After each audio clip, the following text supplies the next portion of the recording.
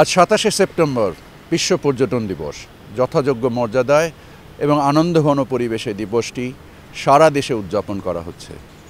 বিষয়টি উপলক্ষে আগারগাঁও পর্যটন ভবনের সামনে বর্ণাঢ্য র্যালি, সাইকেল র্যালি, এতিম শিশুদের জন্য লালবাগ কেল্লা সফর, মনোজ্ঞ সাংস্কৃতিক অনুষ্ঠান, আলোচনা অনুষ্ঠানের আয়োজন করা হচ্ছে। আপনারা সকলে আমন্ত্রিত।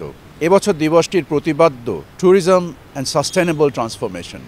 দিবসটি শুধু উদযাপনের মধ্যে সীমাবদ্ধ না রেখে আমরা দায়িত্বশীল এবং অন্তর্ভুক্তিমূলক কার্যক্রম গ্রহণ করেছি। আমাদের পর্যটকদের ভ্রমণ আনন্দময় ও নিরাপদ করার জন্য আমরা tour operator, travel agency, hotel, motel, resort সকলের জন্য একটি আচরণবিধি প্রণয়নের মাধ্যমে দায়িত্ব নির্ধারণ করেছি। বিশ্ব পর্যটন দিবসের এই দিনে আমি সকল পর্যটন পিপাসুদের নিজ দেশ জানার জন্য বেশি বেশি করে দেশ ভ্রমণের জন্য উদাত্ত আহ্বান জানাচ্ছি।